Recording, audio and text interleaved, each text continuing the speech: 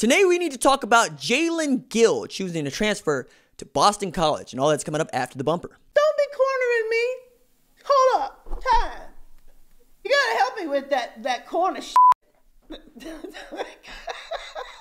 What's up, kinfolk? It's RJ Young. I am not on a step mill. Consider hitting the like and subscribe button because I upload a video every single day. It's always college football related, sports related. We have a good time. Today, need to talk about former Ohio State Buckeyes receiver choosing to commit to transfer to Boston College, rejoining a former coach of his, now albeit on the other side of the ball.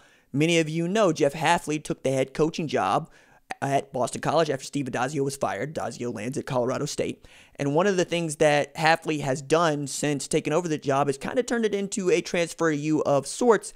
And it seems like he's going to take the approach that Manny Diaz took in Miami, of trying to secure as many high-profile transfers as he can, regardless of whether or not they're going to be eligible immediately, for which Jaelen Gill will not be. He's going to be a redshirt sophomore and have to sit out the year due to NCAA transfer rules because, he's not going to get a waiver. We've basically done away with the waiver system.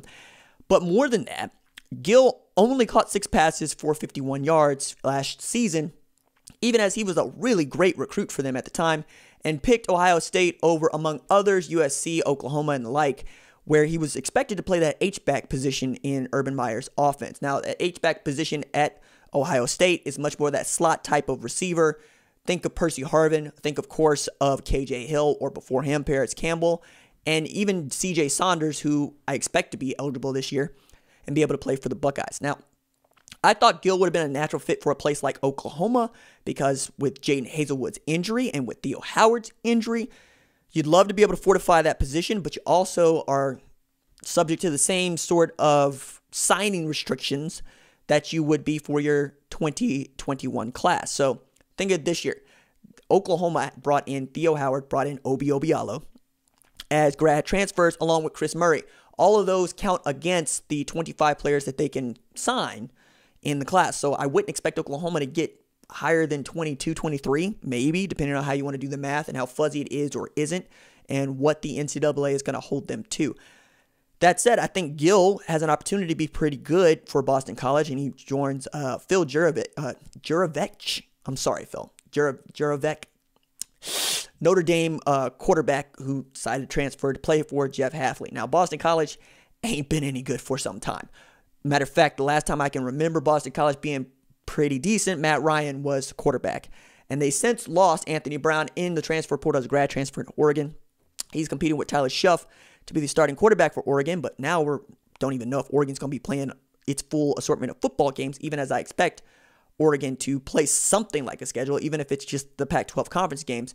But that also gets into this aspect of getting college football back versus not getting college football back, right? Because I believe that we're going to get college football on time in parts of the country, right?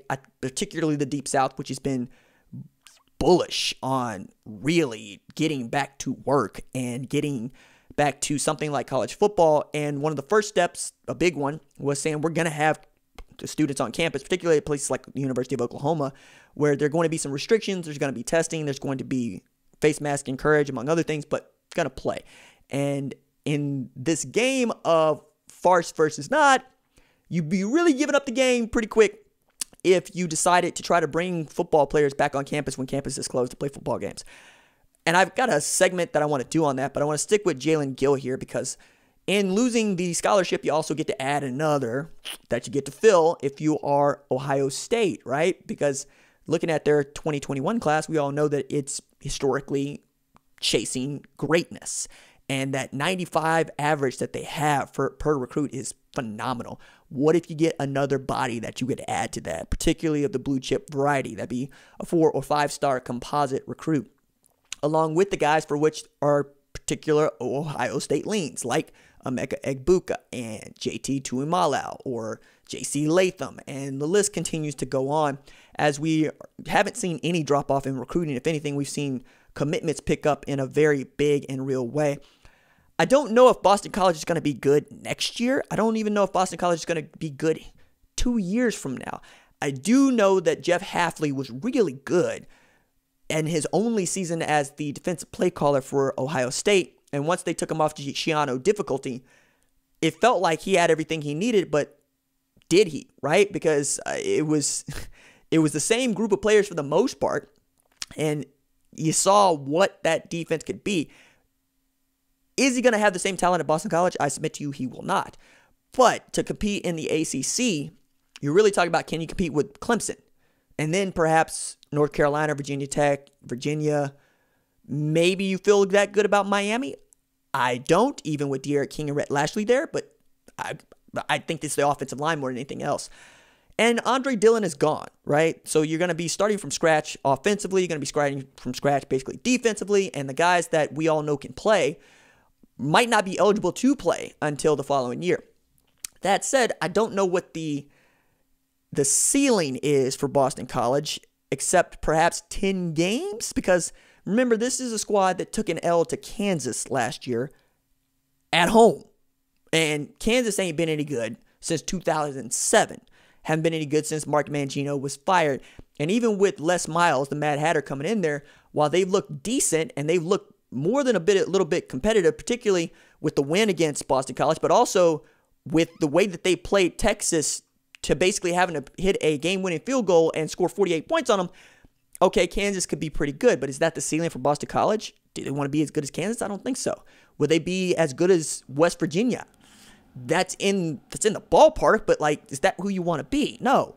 You want to be a team that is competing for your division title and playing in that championship game. And I think that would go a long way toward us really having some respect for the Eagles. I would have chosen another place for Jeff Hafley to land. I would not have chose Boston College. As a matter of fact, I would have probably kept my job as defensive coordinator at Ohio State if I was being allowed to. But if I have to rebuild, I'm going to try to poach as much talent from that place, particularly as I possibly can. So getting in a former Buckeye to try to help you lay the foundation for what you want your football team to be, I find to be a great way about going about your job, right? Because Luke Fickell landing at Cincinnati, I didn't think it was going to be such a good deal. And all they did was play in the conference championship game last year and really put together an outstanding season based entirely on how great they could play defense and whether or not they can run the football. I think Marcus Freeman is a rising star in college football, and I expect if Kerry Coombs decided to take a head coaching job elsewhere, maybe next year, maybe after winning a national championship or making a college football playoff like Jeff Hafley, Marcus Freeman for me would be a natural fit for that job because, yeah, exactly. So with Jaelen Gill deciding to commit to play at Boston College, you might get another scholarship available. You also take a wide receiver off the board for a place like Oklahoma. We'll see what it means for them in the next couple of years. I don't expect them to be that great again, but I didn't expect Ohio State's defense to turn the corner in the way that they did a year after Greg Schiano needed to be relieved of his duties because Ohio State's defense was so porous. So we'll see. That's why we love the game. That's why we love college football. All right, that's it for me. Deuces.